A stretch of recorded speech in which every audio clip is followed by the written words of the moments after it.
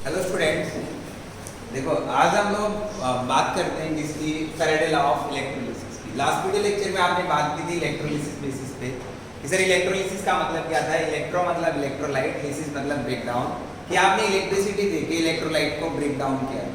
तो आप एक बार थोड़ा सा रिवाइज करते हैं, फिर उसके बाद आगे बढ़ते हैं। तो ऐसे आपके पास दो रोड थी, वन इज कैथोड और अदर वन इज एनोड। और मैंने आपको बताया कि कैथोड और एनोड को कनेक्ट किया गया था किसके साथ, बैटरी के साथ। किसके साथ कनेक्ट कर रहे थे, बैटरी के साथ। और जैसे आप इलेक्ट्रिसिटी देते हो, जैसे सॉल्यूशन में आपने फील किया, जैसे कोई भी इलेक्ट्रोलाइट में फील कर रहा हूँ, यहाँ पे क्या फील कर रहे हैं हम, इलेक्ट्रोलाइट। आपने इलेक्ट्रिसिटी दी, इलेक्ट्रिसिटी देते इलेक्ट्रोलाइट ब्रेक डाउन हो जाएगा sir cation and anion. Electricity जैसे ही पास की, यहाँ से इलेक्ट्रिसिटी आएगी और इलेक्ट्रिसिटी आते ही electrolyte break down into cation and anion. फिर उसके बाद जैसे आप कहते हैं सर ये कैथोड है, जैसे मैं कहता हूँ ये क्या आपके पास एनोड। C फॉर कैथोड और C for cation. Sir cathode के पास कैटायन मूव करते हैं, कैथोड के पास क्या मूव करते हैं सर, कैटायन। तो कैटायन पे चार्ज, कैटायन पॉजिटिवली चार्ज है, कैथोड कैसे होंगे, नेगेटिवली चार्ज। एनायन, एनायन किसकी तरफ मूव कर रहे हैं, एनायन मूव करेंगे किसकी तरफ, टुवर्ड्स एनोड। और एनायन पे चार्ज क्या होता था, नेगेटिव चार्ज, और एनोड पे चार्ज क्या होगा, पॉजिटिव चार्ज। और जैसे ही वो रिस्पेक्टिव इलेक्ट्रोड पे पहुंचता था, जैसे मैंने कहा कि कैटायन कैथोड पे पहुंच रहा है, एनायन एनोड पे पहुंच रहा है, वहां जाते क्या करेगा, वो चार्ज को लूज करना चाहेगा, मतलब न्यूट्रल होना चाहता है। क्या होना चाहता है, न्यूट्रल होना चाहता है। तो पॉजिटिव चार्ज न्यूट्रल होने के लिए यहाँ क्या करेगा सर, गेन ऑफ इलेक्ट्रॉन करेगा। जैसे वो कैथोड पे पहुंचेगा क्या करेगा, गेन ऑफ इलेक्ट्रॉन। और गेन ऑफ इलेक्ट्रॉन क्या होता है, रिडक्शन। क्या होता है, रिडक्शन। यहाँ पे क्या हो रहा है कि सर एनायन नेगेटिवली चार्ज, और नेगेटिव चार्ज एनोड पे पहुंचता है, और एनोड पे पहुंचते ही वो क्या करेगा, नेगेटिव चार्ज को रिलीज करना चाहेगा, खत्म करना चाहेगा, न्यूट्रल होना चाहेगा। तो वो क्या करेगा सर, इस नेगेटिव चार्ज के लिए वो लॉस ऑफ इलेक्ट्रॉन करेगा। और लॉस ऑफ इलेक्ट्रॉन क्या कहलाता है, ऑक्सीडेशन। क्या कहलाता है अभी। और इसके आपने कुछ एग्जाम्पल चेक किए थे कि कैसे डिस्चार्ज पोटेंशियल और बाकी चीजें, जहां मैंने कहा था कि lower the value of discharge potential, उसकी टेंडेंसी है कैथोड और एनोड पे डिपॉजिट होने की क्या होगी, इतनी ज्यादा होगी। ये सारा का सारा आपका क्या था अभी, ये आपका था क्वालिटी। कैसा था, क्वालिटी। आज की वीडियो लेक्चर में हम लोग बात करेंगे क्वांटिटेटिव बेसिस पे। इसके बेसिस पे क्वांटिटेटिव। जैसे मैं कहता हूं कि सर ये कैटायन कितना डिपॉजिट हुआ कैथोड पे, एनायन कितना डिपॉजिट हुआ एनोड पे, वो कैलकुलेट करते हैं। यार अमाउंट, क्या कैलकुलेट करते हैं, अमाउंट ऑफ कैटायन या फिर amount of anion deposited on cathode and anode. तो उसके लिए फैराडे आया, माइकल फैराडे, और उसने दिया जैसे दो लॉ दिए थे, Faraday first law and Faraday second law. तो सबसे पहले फैराडे फर्स्ट लॉ की बात करते हैं, जिसकी बात करते हैं फैराडे फर्स्ट लॉ। देखो फर्स्ट लॉ क्या कहता है, थोड़ा सा लॉजिकली समझना, लॉ पे बाद में आते हैं। मैं कहता हूँ कि यदि मैं यहाँ पे इलेक्ट्रिसिटी बढ़ा दूँ, थोड़ा सा समझो, यदि सर मैं यहाँ पे क्या बढ़ा दूँ, इलेक्ट्रिसिटी बढ़ा दूँ, और आप इलेक्ट्रिसिटी बढ़ाते हो, तो इलेक्ट्रिसिटी बढ़ाने से क्या होगा, ज्यादा से ज्यादा इलेक्ट्रिसिटी सॉल्यूशन में आई, और ज्यादा से ज्यादा सॉल्यूशन में इलेक्ट्रिसिटी आई, तो ज्यादा से ज्यादा इलेक्ट्रोलाइट का ब्रेक डाउन होगा इनटू कैटायन एंड एनायन। तो आपने कहा कि सर अमाउंट या फिर क्वांटिटी ऑफ इलेक्ट्रिसिटी, और इलेक्ट्रिसिटी बेसिकली मैं कहता हूं क्या, चार्ज। चार्ज ही तो है, इलेक्ट्रिसिटी क्या है, चार्ज। सर यदि मैं क्वांटिटी ऑफ इलेक्ट्रिसिटी या फिर मैं क्वांटिटी ऑफ चार्ज बढ़ा देता हूं, क्वांटिटी ऑफ इलेक्ट्रिसिटी या फिर क्वांटिटी ऑफ चार्ज बढ़ा देता हूं, तो इलेक्ट्रोलाइट का डिसोसिएशन बढ़ जाता है सर। तो large number of cation and anion solution में आपको मिलेंगे, और वो कैटायन, मान लो कैटायन और एनायन ज्यादा हो गए, कैटायन और एनायन क्या हो गए, ज्यादा हो गए, तो ज्यादा अमाउंट में कैटायन किसकी तरफ भागेगा, कैथोड की तरफ, ज्यादा अमाउंट में एनोड किसकी तरफ, एनायन किसकी तरफ भागेगा, एनोड की तरफ। तो मैक्सिमम अमाउंट डिपॉजिट होगा, किस पे डिपेंड किया, इलेक्ट्रिसिटी। तो फैराडे ने उसी चीज को रिलेट करके कहा, क्या कहता है कि जो मास या फिर वेट ऑफ कैटायन या फिर एनायन डिपॉजिटेड, क्या कह सकते हो आप, डिपॉजिटेड। बहुत सारे बुक लिखते हैं लिबरेटेड, बहुत सारे बुक लिखते हैं डिसॉल्व, सारी बात देती है। मैंने कहा कि अमाउंट ऑफ इलेक्ट्रोलाइट, कह दो क्योंकि कैटायन एनायन दोनों आ गए, मैं कहता हूं अमाउंट ऑफ इलेक्ट्रोलाइट डिपॉजिटेड इस पे इलेक्ट्रोड पे, अमाउंट ऑफ इलेक्ट्रोलाइट डिपॉजिटेड किस पे भी, इलेक्ट्रोड पे, डायरेक्टली रिलेट करेगा सर क्वांटिटी ऑफ चार्ज या फिर electricity pass through the electrolytic solution. Sir जितनी ज्यादा आप क्वांटिटी ऑफ चार्ज या क्वांटिटी ऑफ इलेक्ट्रिसिटी आप लोगे तो मास डिपोजिशन क्या होगा, उतना ज्यादा होगा। क्यों? उतने ज्यादा आपके पास कैटायन और एनायन फॉर्मेशन हो रहे हो, उतने ज्यादा कैटायन एनायन रिस्पेक्टिव इलेक्ट्रोड पे पहुंचेंगे और उतना ज्यादा क्या होगा सर, डिपोजिशन होगा। अब देखो यहाँ से भी मैं प्रोपोर्शनलिटी निशान हटाता हूँ, तो आप प्रोपोर्शनलिटी निशान हटाओगे तो कांस्टेंट इंट्रोड्यूस करते हैं। तो मैंने W इज इक्वल टू क्या लिख रहा हूँ यहाँ पे, ZQ। क्या लिख रहा हूँ, ZQ। और Z क्या है सर, यहाँ पे Z आपका होता है इलेक्ट्रोकेमिकल, Z क्या आपका इलेक्ट्रोकेमिकल इक्विवेलेंट। क्या होता है अभी समझेंगे। Z क्या आपका इलेक्ट्रोकेमिकल इक्विवेलेंट और Q क्या है, क्वांटिटी ऑफ चार्ज। Q क्या आपका क्वांटिटी ऑफ जो आपने क्या किया है अभी, चार्ज पास की। और Q किसके बराबर होता है, आपने पढ़ा है Q इज इक्वल टू किसके बराबर होता है, IT। Q किसके बराबर होता है, IT। I क्या है सर, करंट। T क्या है, टाइम। कितना करंट आप पास करते हो कितने टाइम में, वो क्या है उसका क्वांटिटी ऑफ चार्ज। आप देखो करंट को आप मेजर करोगे, ध्यान रखना एम्पियर में, यूनिट कन्वर्जन बहुत बार आप लोग एरर करते हैं। करंट किस में लूंगा, एम्पियर, और टाइम किस में लूंगा सर, सेकंड। और as we know ampere second किसके बराबर होता है, कूलम के बराबर होता है। किसके बराबर होता है, कूलम। एम्पियर इनटू सेकंड किसके बराबर होता है, कूलम। तो यहाँ से मैं कह सकता हूँ कि जो आपके पास चार्ज है उसकी यूनिट क्या है, कूलम। क्या यूनिट आती है। अब देखो यहाँ से आप रिलेट कर रहे हो कि W जो मास डिपॉजिटेड है सर इलेक्ट्रोलाइट का किसी इसके ऊपर, इलेक्ट्रोड के ऊपर, इक्वल आया सर Z इंटू IT। इसके बराबर आया Z इंटू IT। अब देखो मैं इस Z को डिफाइन करना चाहता हूँ, इसको डिफाइन करना चाहते हैं कि सर इलेक्ट्रोकेमिकल इक्विवेलेंट क्या है। मान लो एक नंबर की डेफिनेशन पूछे, डिफाइन इलेक्ट्रोकेमिकल इक्विवेलेंट, तो आप डिफाइन करोगे। मैं कहता हूं फ्रेंड चार्ज पास, कितना चार्ज पास, 1 कूलम चार्ज यदि आप पास करते हो, कितना 1 कूलम चार्ज पास करते हो, और उस 1 कूलम चार्ज पास करने पे कितना मास डिपॉजिट हुआ, कितना मास डिपॉजिट हुआ, वही क्या कहलाता है सर, इलेक्ट्रोकेमिकल इक्विवेलेंट। मैंने कहा कि 1 कूलम चार्ज पास करने पे कितना चार्ज डिपॉजिट, उस पर कितना मास डिपॉजिट हुआ, वो क्या कहलाता है उसका इलेक्ट्रोकेमिकल इक्विवेलेंट। तो आज आप कह सकते हो W is equal to Z। When quantity of electricity क्या हो, 1 coulomb, then mass deposited is called electrochemical equivalent. Clear है, ठीक है आपका फैराडे फर्स्ट।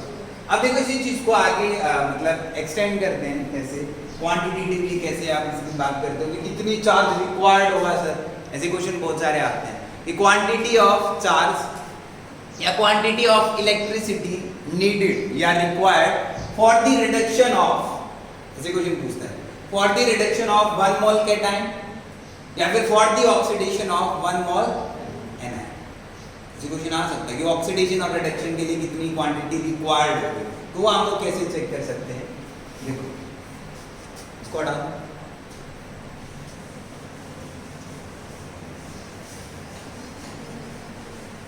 कैसे चेक करेंगे सर। जैसे मैंने कहा कि आपके पास कोई कैटायन है, जैसे सिंपलेस्ट केस ले रहा हूँ, अपने पास है Na पॉजिटिव, समझना अपने पास क्या है Na पॉजिटिव। अब मैं कहता हूँ कि इस Na पॉजिटिव का मैं ले रहा हूँ सर 1 मोल। अपने पास एक कैटायन है Na पॉजिटिव और उसका कितना ले रहा हूँ 1 मोल, और सर मैं इस 1 मोल कैटायन को चेंज करना चाहता हूँ Na में। मैंने कहा था कि जैसे ही कैटायन कैथोड पे पहुंचेगा वहां जाके क्या करेगा सर, गेन ऑफ इलेक्ट्रॉन करेगा और न्यूट्रल फॉर्म में चला जाएगा। तो यही तो मास डिपॉजिट हो रहा है, यही तो क्या हो रहा है, डिपॉजिट हो रहा है। तो 1 मोल के रिडक्शन के लिए आपको कितने इलेक्ट्रॉन चाहिए सर, 1 इलेक्ट्रॉन। और मैंने आपको बताया था कभी भी आप n फैक्टर की बात करते हो ड्यूरिंग ऑक्सीडेशन और ड्यूरिंग रिडक्शन, तो n फैक्टर कैसे निकालता था, नंबर ऑफ इलेक्ट्रॉन गेन और नंबर ऑफ इलेक्ट्रॉन लॉस। तो यहाँ पे n फैक्टर की वैल्यू क्या होगी 1, n फैक्टर की वैल्यू क्या होगी 1। अब देखो यहाँ पे यदि आपसे क्वेश्चन पूछे कि quantity of charge required for the reduction of 1 mole of Na positive, कितना आएगा, जितने इलेक्ट्रॉन इन्वॉल्व होते हैं, जितने इलेक्ट्रॉन इन्वॉल्व, 2 इलेक्ट्रॉन इन्वॉल्व होते हैं तो 2 फैराडे, एक इलेक्ट्रॉन इन्वॉल्व होता है तो एक, और 4 भी इन्वॉल्व होते हैं तो 4 फैराडे। जैसे मैंने कहा यहाँ पे आप ऐसे स्टेटमेंट लिखो कि क्वांटिटी ऑफ चार्ज रिक्वायर्ड, या फिर आप कह सकते हो needed for the reduction of 1 mole Na positive ion. कितना आएगा भाई? एक इलेक्ट्रॉन इन्वॉल्व हो रहा है तो 1 फैराडे, 2 इलेक्ट्रॉन इन्वॉल्व हो रहे हैं तो 2 फैराडे। अच्छा मैं कहता हूँ कि Ca2 पॉजिटिव है, Ca2 पॉजिटिव का 1 मोल को रिड्यूस करना चाहता हूँ सर, कितने फैराडे चार्ज रिक्वायर्ड होगा? तो यहाँ से आप कह सकते हो सर कैल्शियम में चेंज होगा, और चेंज करने के लिए 2 इलेक्ट्रॉन रिक्वायर्ड होंगे तो 2 फैराडे चार्ज रिक्वायर्ड होगा सर। ऐसे मैं कहता हूँ कि अपने पास सर एल्यूमिनियम 3 पॉजिटिव और एल्यूमिनियम 3 पॉजिटिव का 1 मोल अपने पास है, और उस 1 मोल एल्यूमिनियम 3 पॉजिटिव को चेंज करना चाहता हूँ एल्यूमिनियम में, तो कितना चार्ज रिक्वायर्ड होगा? यहाँ से आप कह सकते हो सर 3 इलेक्ट्रॉन है तो 3 फैराडे आपके पास क्या आएगा? चार्ज क्या आएगा? 3 फैराडे। ये तो आसान था। अभी मैं आपको थोड़ा कॉम्प्लेक्स मॉलिक्यूल दे देता हूँ, तो हम लोग थोड़े से कंफ्यूज हो जाते हैं कैसे कॉम्प्लेक्स मॉलिक्यूल कैसे। कि आपके पास जैसे MnO4 negative change into Mn2 positive, और आपसे पूछे कि कितना चार्ज रिक्वायर्ड होगा? MnO4 negative change into Mn2 positive, और क्या पूछता है कितना चार्ज रिक्वायर्ड होगा? तो इस टाइप के क्वेश्चन कैसे कर सकते हैं? देखो आपने 11th क्लास में ऑक्सीडेशन नंबर निकालना सीखा था, ऑक्सीडेशन नंबर निकालना सीखा था। तो कैसे निकालते थे सर? जिस भी एलिमेंट का निकालते हैं उसको क्या कंसीडर कर रहा हूँ? x। नंबर ऑफ ऑक्सीजन कितनी है सर? 4, और एक ऑक्सीजन पे चार्ज कितना होता है? -2, और टोटल चार्ज कितना है सर? -1। तो x की वैल्यू कितनी आई आपके पास यहाँ पे? +7। तो यहाँ से आपने कहा कि Mn का ऑक्सीडेशन नंबर कितना है सर? +7। Mn का निकालते हैं तो आप कैटायन और एनायन के लिए ऑक्सीडेशन नंबर निकालते थे, तो जितना चार्ज है वही क्या उसका ऑक्सीडेशन नंबर। तो यहाँ पे चार्ज कितना है सर? +2, उसका ऑक्सीडेशन नंबर कितना है? अब मैंने कहा कि +7 चेंज इनटू +2, ऐसे हो रहा है ना? +2 चेंज, +7 चेंज इनटू +2, तो 7 2 में चेंज हो रहा है, तो कितने इलेक्ट्रॉन गेन किए होंगे? 5। तो यहाँ से मैं कह सकता हूँ कि 5 इलेक्ट्रॉन, और 5 इलेक्ट्रॉन के लिए चार्ज कितना रिक्वायर्ड होगा? 5 फैराडे। क्लियर है? कितना आएगा? 5 फैराडे। ऐसे ही क्वेश्चन में जैसे दे देता है कि Cr2O7-2 change into Cr3 positive, कितना चार्ज रिक्वायर्ड होगा? इसको निकालते हैं, कितना आएगा? +6। कितना आएगा? +6। अब देखो यहाँ पे 2 क्रोमियम है, तो यहाँ पे भी हम लोग बात करते हैं तो बेसिकली न्यूट्रल फॉर्म में जाएगा, जितना चार्ज इधर है उतना ही चार्ज इधर होना चाहिए, तभी तो आंसर सही आएगा ना, बैलेंस केस में। तो यहाँ पे भी जैसे एक क्रोमियम के पास कितना चार्ज है? +2 के पास कितना होगा? यदि मैं एक क्रोमियम की बात करता हूँ, यहाँ पे एक क्रोमियम के चार्ज के लिए आपको कितने फैराडे चाहिए? 3 फैराडे। कितने चाहिए? और 2 के लिए कितने चाहिए? 6 फैराडे। तो यहाँ पे मैं 2 की बात कर रहा हूँ तो कितना चार्ज रिक्वायर्ड होगा? 6 फैराडे। क्लियर है? इस टाइप के क्वेश्चन कर सकते हो, कितना चार्ज रिक्वायर्ड होगा, कोई प्रॉब्लम? अब देखो यहाँ पे इसी चीज को कंफ्यूज करता है और मास दे देता है। कई क्वेश्चन एनसीईआरटी में दे रखे हैं मास। वो कहेगा कि आपके पास है जैसे एल्यूमिनियम 3 पॉजिटिव है 1 मोल, और इस 1 मोल एल्यूमिनियम 3 पॉजिटिव को मैं चेंज करता हूँ किसमें? एयर। तो एक क्वेश्चन तो यही पूछ लिया कि कितना चार्ज रिक्वायर्ड होगा। तो यहाँ से आपने कहा sir charge required equal to 3 faraday, statement लिखनी है पूरी। Quantity of charge required for the reduction of 1 mole of aluminium 3 positive equal to 3 faraday. अब मैं यदि आपको कह दूं कि 27 ग्राम एल्यूमिनियम 3 पॉजिटिव आपको कहता है कि इसके रिडक्शन के लिए कितना मास रिक्वायर्ड होगा, मतलब कितना चार्ज रिक्वायर्ड होगा, सॉरी उसने क्या किया? ग्राम में कन्वर्ट किया है ना।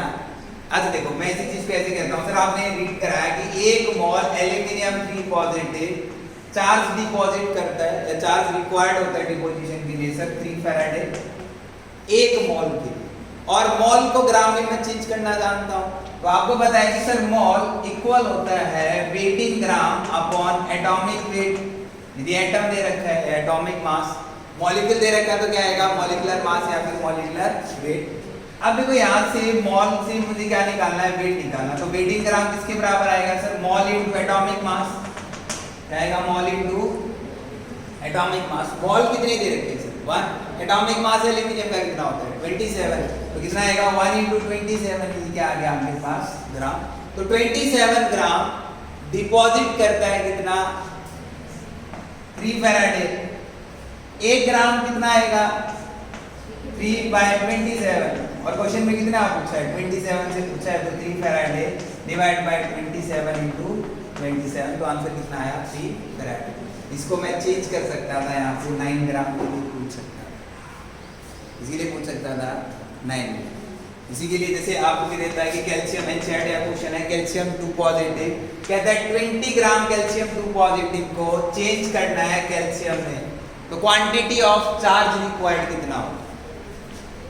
आसान है, कैसे कैसे निकालोगे, ऐसे क्वेश्चन बहुत पूछे जाते हैं।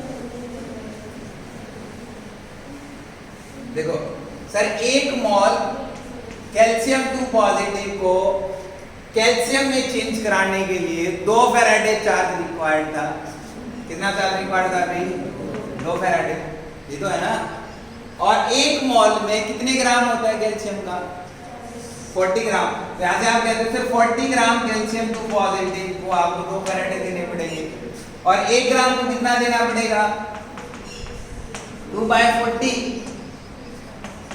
तो आया ना। और 20 ग्राम से उसने पूछा है, 20 पूछिए, 10 पूछिए, मुझे इससे मतलब ही नहीं। तो कितना आएगा यहाँ पे, 2/40 × 20 फैराडे, मतलब कितना आएगा, 1 फैराडे। कितना आंसर आ रहा है, 1 फैराडे। क्लियर है ना, इसे हम लोग सोल्व कर सकते हैं। इस टाइप की वैरायटी आप कर सकते हो, कोई प्रॉब्लम। अब देखो आगे बढ़ते हैं, इसी चीज को आगे सोल्व करते हैं। यदि मैं आपको कोई भी जनरलाइज केस दे दूं, यदि मैं क्वांटिटेटिव एस्पेक्ट समझना चाहता हूं इलेक्ट्रोलिसिस का, क्या समझना चाहते हैं हम लोग, क्वांटिटेटिव एस्पेक्ट ऑफ इलेक्ट्रोलिसिस। अब देखो क्वांटिटेटिव एस्पेक्ट में मैंने आपको कहा कि आपके पास, अच्छा चलो इससे पहले मैं आपको बता देता हूं 1 फैराडे। 1 फैराडे का मतलब क्या होता है, क्वेश्चन आ जाए कि डिफाइन 1 फैराडे, 1 फैराडे को डिफाइन करना है। तो 1 फैराडे का मतलब होता है सर, जो charge carried by 1 mole of electron, 1 mole electron के द्वारा कितना चार्ज कैरी होता है, उसी को हम लोग क्या कह देते हैं, 1 फैराडे कहते हैं। मतलब 1 मोल इलेक्ट्रॉन कितना चार्ज रखते हैं, वही क्या है उसका, 1 फैराडे। और आपको पता है कि सर चार्ज ऑन 1 इलेक्ट्रॉन, यदि आप बात करो चार्ज ऑन 1 इलेक्ट्रॉन, एक इलेक्ट्रॉन का चार्ज कितना होता है, 1.6 × 10⁻⁻19 कूलम। और 1 मोल में कितने इलेक्ट्रॉन होते हैं, n इलेक्ट्रॉन।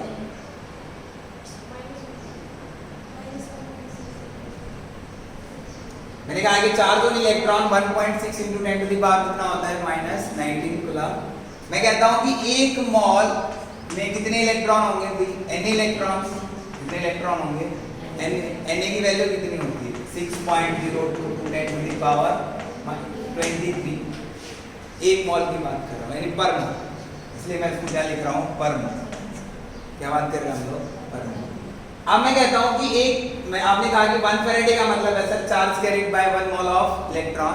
तो 1 इलेक्ट्रॉन का चार्ज इतना है और 1 मोल में इतने इलेक्ट्रॉन होते हैं, दोनों को मल्टीप्लाई करते तो 1 फैराडे की वैल्यू आ जाएगी।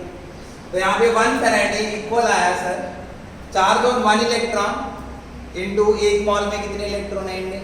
यहाँ से आपने लिखा charge on 1 electron into Na। तो चार्ज कितना है सर, 1.6 × 10⁻⁻19 कूलम इनटू ये कितना है, 6.022 10⁻23 मोल पर मोल। इसको सॉल्व करते हैं तो क्या अप्रॉक्स आपकी वैल्यू लिखी जाती है 96500 कूलम पर। क्लियर है, क्या है कि 96500 कूलम पर मोल, यानी 1 मोल के लिए मैं बात कर रहा हूँ, ये क्या आपका 1 फैराडे। तो याद रखना है कि 1 फैराडे ये आपका बार बार यूज होगा।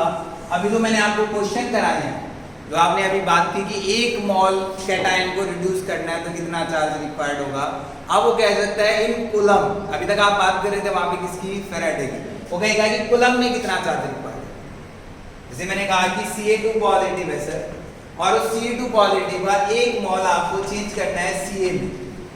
तो कितनी क्वांटिटी चार्ज रिक्वायर्ड होगा, तो आपने कहा सर 2 फैराडे। और इसी क्वेश्चन को मैं पूछता हूँ इन कूलम में कितना रिक्वायर्ड होगा, तो 1 फैराडे की वैल्यू होती है सर 96500, तो 2 फैराडे की कितनी होगी 2 × 96500 ना, आंसर आ जाएगा। क्लियर है? अब देखो एक जनरल केस लेते हैं।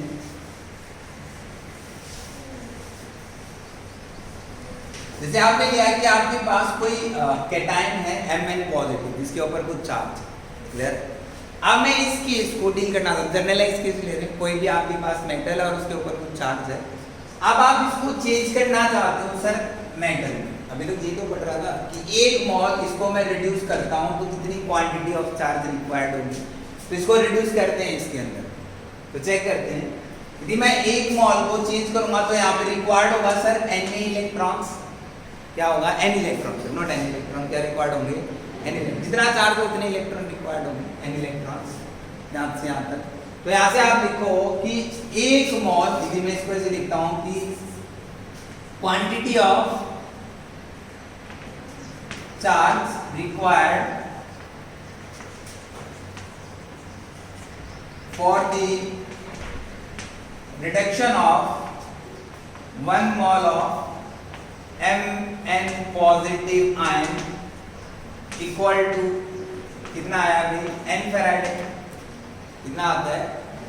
यदि मैं इस स्टेटमेंट को उल्टा लिखता हूँ कि n फैराडे चार्ज रिक्वायर्ड है 1 मोल रिडक्शन के लिए, लिख सकता हूँ। पर मैं ऐसे लिख रहा हूँ कि एक n फैराडे क्या चार्ज मतलब चाहिए किसके लिए? 1 मोल Mn पॉजिटिव के लिए। तो 1 फैराडे कितना कितना देगा भाई? 1/n मोल। ये तो दिया ना, यहाँ पे कहा कि n फैराडे इतने मोल को रिड्यूस कर रहा है, इतने मोल के लिए आपको इतना फैराडे चाहिए। अब मैं कहता हूँ 1 फैराडे कितना आएगा? 1/na मोल। ये तो आया। अब देखो मोल किसके बराबर होता है? मोल आपने अभी डील किया था सर, मोल जिसे आप चेक कर रहे हो। मोल इक्वल टू होता है वेटिंग ग्राम अपॉन एटॉमिक मास से एटॉमिक वेट। ये तो है। यदि मैं इसको वेटिंग ग्राम में कन्वर्ट करना चाहता हूँ, मोल को किसमें कन्वर्ट करना चाहता हूँ? वेटिंग ग्राम। तो यहाँ से वेटिंग ग्राम किसके बराबर आएगा सर? मोल इनटू एटॉमिक मास। ये तो आया, मोल इनटू एटॉमिक मास। अब देखो मोल, यदि मैं इसको एटॉमिक मास के साथ मल्टीप्लाई करा देता हूँ, इसके साथ मल्टीप्लाई करा रहा हूँ भाई एटॉमिक मास, तो ये क्वांटिटी किसमें चेंज होगी? ग्राम में। किसमें चेंज होगी? और ये चीज तो मैं निकाल रहा हूँ कितना मास डिपॉजिट हो रहा है, कितने चार्ज देने से। एग्जैक्टली ये तो फाइंड आउट कर रहे हैं ना। अब देखो मैं कहता हूँ कि इसी चीज के लिए, जैसे अभी तक आप जितनी भी चीजें डील कर रहे हो, मैं डील कर रहा हूँ 1 मोल की, तो ये वैल्यू किसके बराबर होगी? 1। तो यहाँ पे वैल्यू क्या है आपकी? Atomic mass divide by n। ये तो बचा ना। और atomic mass divide by n, n क्या है आपका? n factor. n फैक्टर क्या है? नंबर ऑफ इलेक्ट्रॉन गेन और लूज ड्यूरिंग रेडॉक्स रिएक्शन। तो यहाँ पे कितने इलेक्ट्रॉन गेन कर रहा है? n electron. तो n फैक्टर की वैल्यू कितनी हुई? n। अब देखो यहाँ पे आप एक कॉन्सेप्ट पढ़ते थे इक्विवेलेंट वेट, मैंने आपको नॉर्मलिटी में पढ़ाया। तो यहाँ पे क्या आता है आपके पास? Equivalent weight. तो equivalent weight, simple equivalent weight किसके बराबर आएगा sir? Atomic mass divide by क्या आएगा? n factor. Atomic mass divide by n factor. और atomic mass divide by n factor ये तो है आपके पास, यानी इतना मास या ग्राम में आपको डिपॉजिट होगा किसके लिए? Mn पॉजिटिव के लिए। ये तो आया। और ये किसके बराबर है? इक्विवेलेंट। तो 1 फैराडे पे आप यहाँ से लिख सकते हो क्या सर? 1 फैराडे अप्रॉक्स आपका इक्विवेलेंट मास डिपॉजिट करता है। कितना मास डिपॉजिट करता है? इक्विवेलेंट। कोई प्रॉब्लम यहाँ तक क्लियर है? इतना मास डिपॉजिट करता है सर। और 1 फैराडे बराबर होता है सर 96500 कूलम के। इंपॉर्टेंट है ये चीज, इंपॉर्टेंट है। तो यहाँ से मैंने कहा कि सर 1 फैराडे बराबर होता है 96500 कूलम, तो वो डिपॉजिट करेगा ई ग्राम। इक्विवेलेंट ग्राम इतना तो डिपॉजिट किया ना, तो 1 कूलम ने कितना डिपॉजिट किया सर? 1 कूलम इक्वल टू आया आपका ई बाय 96500। ये तो आया ना, यानी 1 कूलम ने डिपॉजिट किया सर ई बाय 96500। यही चीज तो अभी आप डील कर रहे थे sir, weight is equal to z into q according to Faraday first law. और मैं कहता हूं क्वांटिटी ऑफ चार्ज यदि 1 कूलम है, क्वांटिटी ऑफ चार्ज क्या आपकी 1 कूलम है, तो उस 1 कूलम के लिए जो भी मास डिपॉजिट होता है वही आपका इक्विवेलेंट मास होता है। सॉरी, इलेक्ट्रोकेमिकल क्या होता है, इक्विवेलेंट। अब देखो इसी चीज को मैं 1 कूलम के लिए यहाँ पुट कर रहा हूँ, तो ये आपकी जेड की वैल्यू आ गई। तो आपकी जेड की वैल्यू किसके बराबर आ गई, E बाय 96500। एक फॉर्मूला ड्राइव हो गया। क्या फॉर्मूला क्या है आपके पास, यहाँ से फॉर्मूला ऐसा W इक्वल टू आएगा, जेड की वैल्यू रखता हूँ E by 96500 into Q। Clear है, प्रॉब्लम समझ आ रहा है ना, जेड कहाँ से आया, क्लियर। E बाय कितना आएगा 96500, और इसी चीज को आप ऐसे लिखो W is equal to E क्या है, atomic mass divide by n factor. तो यहाँ पे मैं लिख रहा हूँ m क्या है, atomic mass divide by n factor into 96500, और यहाँ पे क्या आ जाएगा IT। अब देखो यहाँ पे वैरायटी ऑफ क्वेश्चंस क्या बन गई, वैरायटी ऑफ क्वेश्चन क्या क्या बने। तो आप यहाँ कह रहे हैं कि एक तो मास निकला रहा है, कितना मास डिपॉजिट होगा, एटॉमिक मास आपको पता होता है, करंट आपको देगा, टाइम आपको देगा, और एन फैक्टर हमको कैलकुलेट करना था। एक क्वेश्चन बन गया। तो फर्स्ट क्वेश्चन यहाँ से पूछता है कि मास कितना रिक्वायर्ड हुआ, मतलब कितना डिपॉजिट हुआ। सॉरी, सेकंड क्वेश्चन पूछता है कि करंट इन एम्पियर, मास दे देगा इतना मास डिपॉजिट हो रहा है, तो उसके लिए कितना करंट दूं, कितने टाइम, इतने टाइम में वैल्यू ऑफ करंट क्या होगी। या फिर पूछ सकता है कि टाइम इन सेकंड आपसे पूछ सकता है, बाकी सारी चीजें देखेंगे कि इतना करंट पास किया, इतना मास डिपॉजिट हो रहा है, तो उसके लिए कितना टाइम लगेगा। ऐसे क्वेश्चन भी तो पूछ सकता है। या फिर आपसे एक चीज पूछ सकता है कि what is the value of n factor, क्या पूछ सकता है, n फैक्टर। इसके अलावा तो क्वेश्चन ही नहीं, यदि 4 टाइप के क्वेश्चंस आते हैं और इंपॉर्टेंट क्वेश्चंस। आप सीबीएसई पेपर उठाओ तो सीबीएसई में आपको अल्टरनेट ईयर पे एक क्वेश्चन, 2 क्वेश्चन इसके रिलेटेड जरूर देते हैं। या तो आपको quantity of charge related question देता है 1 से 2 नंबर का, या फिर इससे न्यूमेरिकल। तो टोटल फैराडे बेस, इससे बेस पे भी फैराडे, ये क्या आपका फैराडे फर्स्ट लॉ, कोई प्रॉब्लम नहीं। अब देखो इसी चीज को यदि आप रिलेट करते हो फैराडे सेकंड लॉ के साथ। अभी तक आप क्या डील कर रहे थे, आपने एक ही इलेक्ट्रोकेमिकल सेल लिया है सर, इलेक्ट्रोलाइटिक सेल में बात कर रहा हूँ, एक ही बीकर में आप उसको डील कर रहे हो। अब मैं आपको कह दूं कि नंबर ऑफ सेल ले लो, उसके माइंड में आया कि क्या करें, नंबर ऑफ सेल ले लो, ऐसे भी तो पॉसिबिलिटी हो सकती है। तो क्या करता है वो, नंबर ऑफ सेल्स के साथ डील करता है। कैसे, उसने नंबर ऑफ इलेक्ट्रोकेमिकल सेल लिए भी, या इलेक्ट्रोलाइटिक सेल लिए, ऐसे इसने 1 2 3, मैं 3 4 5 अब कितने मिले, और वो क्या कर रहे हैं, ऐसे इलेक्ट्रोड है सर, एक कैथोड एक एनोड, एक कैथोड और दूसरी क्या होगी एनोड, एक कैथोड दूसरी क्या होगी एनोड। क्लियर है, ऐसे इसने क्या ली, इलेक्ट्रोड ली, और वो कहता है कि इनको हम लोग कनेक्ट कर रहे हैं किसमें, सीरीज में, इसमें कनेक्ट कर रहा हूँ सीरीज। और ऐसे यहाँ पे क्या होगा, बैटरी के साथ आप उसको जोड़ रहे हो, और बैटरी के साथ जोड़ के आप इलेक्ट्रिसिटी दे रहे हो, और आप करंट पास कराते हो। और यहाँ पे क्या आपके पास अलग अलग टाइप के, क्या आपके पास इलेक्ट्रोलाइट। जैसे मैंने कहा कि यहाँ पे इलेक्ट्रोलाइट मैंने आपको दे दिया copper sulphate, aqueous solution of copper sulphate आपको दिया, क्या दिया, aqueous solution of copper sulphate. यहाँ पे मैं आपको कहता हूँ कि यहाँ पे मैंने सिल्वर नाइट्रेट का सॉल्यूशन आपको दे दिया, मतलब अलग अलग इलेक्ट्रोलाइट डाल रहा हूँ ना, एक सेम इलेक्ट्रोलाइट होगा तो फर्क क्या पड़ा। और यहाँ पे मैं आपको कहता हूँ कि यहाँ मैंने दे दिया जिंक सल्फेट का सॉल्यूशन, एक्वस सॉल्यूशन। ऐसे आपने 3 बीकर में 3 अलग अलग इलेक्ट्रोलाइटिक सॉल्यूशन बनाए और उनको कनेक्ट कर दिया अलग अलग इलेक्ट्रोड के साथ सीरीज, एक सीरीज आपने बनाई। आप देखो आप क्या कर रहे हो, कहता है कि जो मास डिपॉजिट होगा आप कैसे निकालूं सर, एक आपको समझ आ रहा था कितनी क्वांटिटी पास कर रहा है, और वो आपने कहा कि वो अप्रोक्स जो मास डिपॉजिट हो रहा है आपने इक्विवेलेंट मास की बराबरी तो निकाला ना। देख 1 कूलम की बात करता हूँ, ये तो आया था। तो यहाँ पे कहता है इसी चीज को रिलेट करके वो कहता है कि जो मास डिपॉजिट होगा इन केसेस में वो डायरेक्टली रिलेट होगा their equivalent weight, directly relate करेगा किसके साथ, इक्विवेलेंट वेट। कितना इक्विवेलेंट वेट है उसके डायरेक्टली रिलेट करेगा, वो उसका क्या आएगा, मास डिपॉजिटेड, क्या आएगा, मास डिपॉजिटेड, मास लिबरेटेड, मास डिसॉल्व, इतना। क्लियर, ये किसने बताया, Faraday second law. First law ने क्या कहा, सिर्फ कहता है कि मास डिपॉजिटेड डायरेक्टली रिलेट करता है क्वांटिटी ऑफ इलेक्ट्रिसिटी पास्ड या quantity of charge passed through the electrolytic cell in the aqueous और मोल्टन स्टेट, आप ऐसे कह सकते हो। और फैराडे सेकंड क्या कहता है, ये कहता है कि सर नंबर ऑफ सेल्स हम लोग ले लेते हैं और नंबर ऑफ सेल्स को मैं कनेक्ट करता हूं विद सीरीज, जो मास डिपॉजिट होगा वो डायरेक्टली रिलेट करेगा देयर इक्विवेलेंट वेट। तो ये क्या आ गया आपका फैराडे सेकंड। यार अब देखो यहाँ से क्वेश्चन क्या बनता है, इतना इस पे तो क्वेश्चन नहीं देगा और इतना रिलेट कर गए तो क्वेश्चन नहीं है। क्वेश्चन क्या है, वो आपको मास डिपॉजिट, जैसे मैंने कहा कि चलो मैं इसका मास दे देता हूँ, सेम एनसीईआरटी क्वेश्चन उसी की स्टेटमेंट ले, सेम एनसीईआरटी क्वेश्चन दे देता है, कहेगा कि जैसे मास Ag का मास डिपॉजिट हो गया मान लो 2 ग्राम, वैसे कहता है कि 2 ग्राम Ag का मास डिपॉजिट हुआ है, तो मास ऑफ कॉपर कितना डिपॉजिट होगा, मास ऑफ जिंक कितना डिपॉजिट होगा, इतना क्वेश्चन और कुछ नहीं देता। क्वेश्चन में कहता है कि Ag का मास इतना डिपॉजिट होता है यदि मैं इतना करंट पास करता हूं, इतने टाइम में सब मेंशन कर दिया, और कहता है कि कॉपर एंड जिंक का मास कितना डिपॉजिट होता है, कॉपर एंड जिंक का कितना मास डिपॉजिट होता है, ये क्वेश्चन उसने दे रखा है। तो चेक करते हैं कैसे सोल्व करोगे।